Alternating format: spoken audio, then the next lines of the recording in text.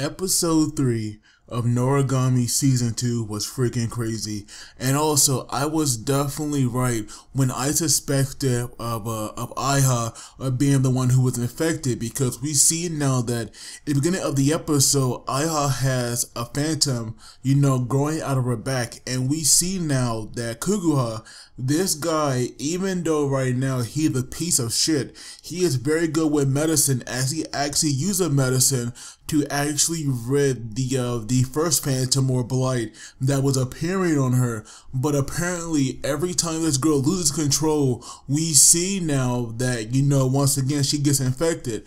And so we see this time, she was jealous of like some girl butting in, and pretty much Iha is definitely like the yandere of the group, because she wants Bishamon to like call her name and use her so badly that she actually goes around and somehow hurts or humiliate the other regalia. And so that right there goes to show you that Bishamon either needs to get rid of Iha or somehow, save her or change her some way, so that way she can stop infecting her. Because right now, Bishamon, she is definitely depressed because Kazuma had noticed that. And so we see now that Kugaha, he had told him that, Suzana had died, and obviously Kazuma had no idea, because Kazuma has like so many regalia to manage.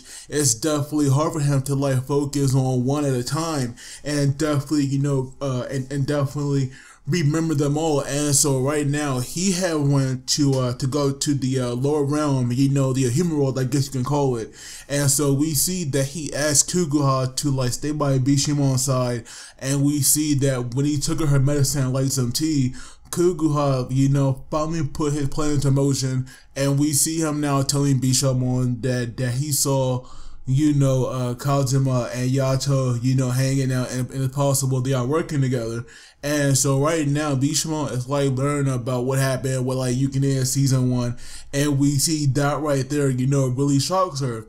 And so right, oh, and also we had, in the beginning, we had Hiyori with like her friends, and we see now that she had bought 2 of those like 4 cheeses melty buns or whatever they were called. And we see now that when Hiyori was like gonna leave, they thought that she was actually gonna meet her boyfriend. And we see Yato is like stalking her for some reason. And so we see now that while her friends were like messing with her about that, she had went on along her way.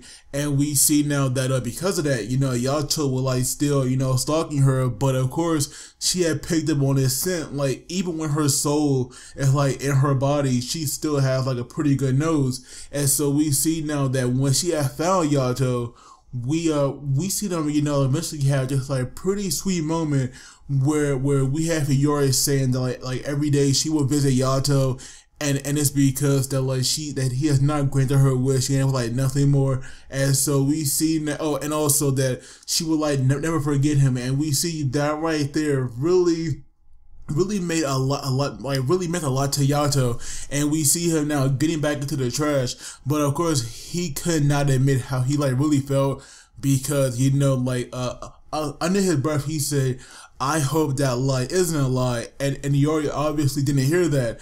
And so eventually when she asked him what he said, he had made some quick lie saying like he could see her panties, and that right there made her kick the trash can. And we see him now rolling, and eventually he got hit by a truck, and that right there had me dying. And so now we see that while Yato was like resting his back, because he was actually saying that it did hurt him, we have Yukine, who was like busy sweeping up the shop that Kofuku, I believe her name is, her regalia runs. And so we see now that after Yukine was like done with that, he actually wanted to go see Suzuha, because he still doesn't know that like he's dead. And so Yato was saying, "No, don't go there, stay away from that tree." And we have Yukine sneaking there anyway, and we have Yato stalking him as well. And so we see that the way that Yukine had like dealt with that is because he has some kind of snack stick that he called it. And so we see that when he threw it, Yato went for that instantly. And so now we see that when he went to that tree, we have Kazuma there, and he was like leaving the flowers behind, and for Suzuha even though he's dead.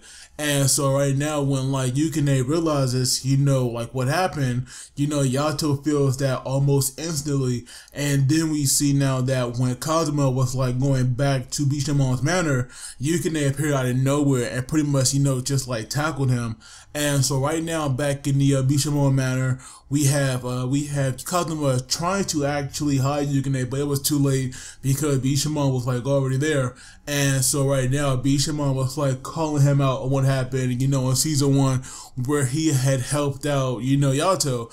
And so right now we have Yukine asking her what happened to Suzuha, how did he die? And right now, Bishamon was like, rather speechless, and Kazuma was like doing all the talking, and that right there made Yukine go off.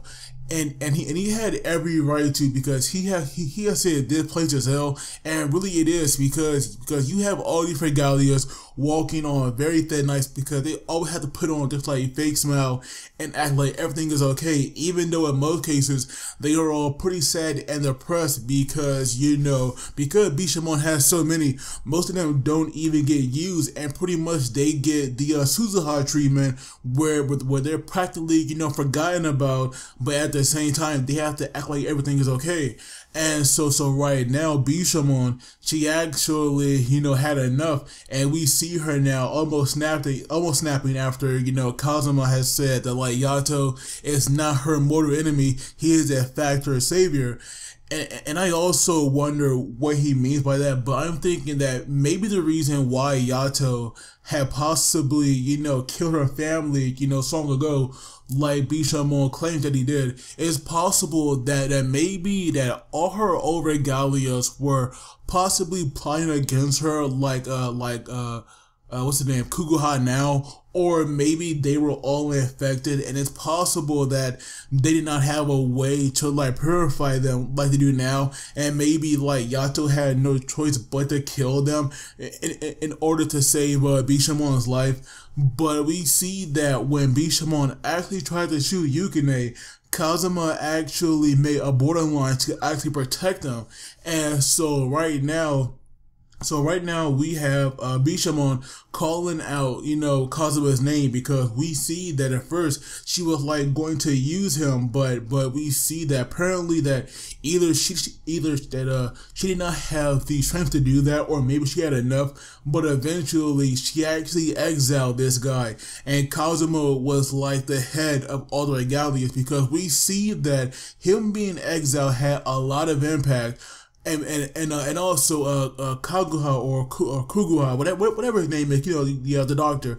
This guy had the sickest grin on his face, and also we see now that because Kazuma had like got expelled, or exiled, we see that right there holds a lot of impact on the other regalias, because her twin guns, they have terrible accuracy, and we see now that like even her great sword, it is so powerful that it can even damage the human role when it fights, and Kazuma was like holding that back. And obviously all of our other regalias that Bishamon used are also heavily impacted in some way, because that right there is what it seems like. But then we have the doctor coming in, and pretty much he is like taking he's taking a role of like Kazuma and trying to keep all the regalias united. And so we see that while he was like pretty much building up his own rep, we have Kazuma now going to the god of disaster or calamity, Kufuku or whatever her name is. You all know what I'm talking about. And so right now he's like very depressed, and all the time he's like been crying, and that right there has been making Yato feel pretty weak. And so we see that we have, Kazuma asking Yato, like, why in the world is he staying there? And obviously the reason was Hiyori, because we even see her come out and like trying to take the alcohol away from Yato. And that was like also nice. And and also when we have Bishamon, telling Kazuma that like he can become a Nora for all she cares, that right there was like straight up cold blooded, because we all know Nora, it's a little girl that we see that that's like constantly going to Yato, because even in this episode, you know, she had appeared before him, and of course we all know she's working with the doctor as well, and so now where we have Yato and Hiyori together, because right now Yato is still feeling like pretty weak thanks to Yukine, and so right now they were in a park, but we see that that Aiha, she actually attacked them with like some kind of staff that was like special, because that right there allowed her, you know, to actually, you know, use and control lightning. And so we see that when a fight started between them, Hiyori also got involved,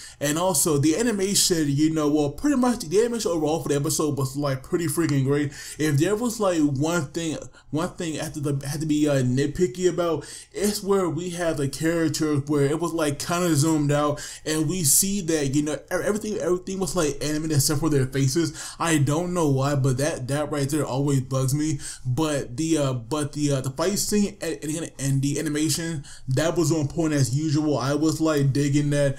Like we see that even though Yato does not have, you know, Yukine, he can still fight, and we all know Hiyori can like do all these like crazy moves where she's in soul form. And so we see now that Yato actually hit Aiha, and so right now, you know, she was like, why would you do that? I'm a girl. But Yato gave no fucks whatsoever, because he said to him, women and children mean nothing, especially to a god. And when Aiha had realized that, that's when she had took off, and then we see now that when Hiyori was like gonna follow, some like massive shadow had appeared behind her, and next thing we know, she's all tied up. And then where we have, you know, Yato, you know, chasing Aiha, we have all these spiders, you know, appearing out of nowhere. And so right now, this right here, well, like, thanks to the doctor once again, as he used these spider-like phantoms. And so right now, his like main goal is to pit Yato going against Bishamon, because pretty much he wants Bishamon to die. And I'm thinking that maybe he wants her to die, because it's possible that the doctor wants to become the next god of destruction or war. And so right now we have Kazuma appearing out of nowhere, and we see him now like binding Aiha and the doctor, so that way they can't move while he saves, you know, Hiyori. But we see now that that little spell that he used on the doctor, it was not working at all. He actually broke free of that, and so we see now that this time he had made Kazuma go to sleep, and I'm guessing that like either the doctor had the new name, or it's possible that he got rid of his ties to Bishamon, or it's possible that like because he is now like the second in command, and because Kazuma is now exiled, it's possible that his powers, you know, as like Bishamon right hand man, has either, you know, gone away, or has like these or had the increase, you know, like very greatly. So and so right now, when Yato had finally came back after, I don't know if maybe the spiders went away, or he somehow, you know, escaped from them, but when he had went to Hiyori, you know, she was knocked out and not moving, because her soul is you know, not there.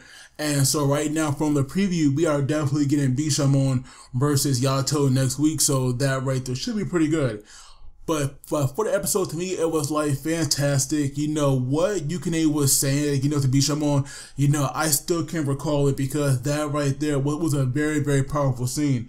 But of course, I would love to hear what you guys thought about this. And as always, don't forget to like and subscribe.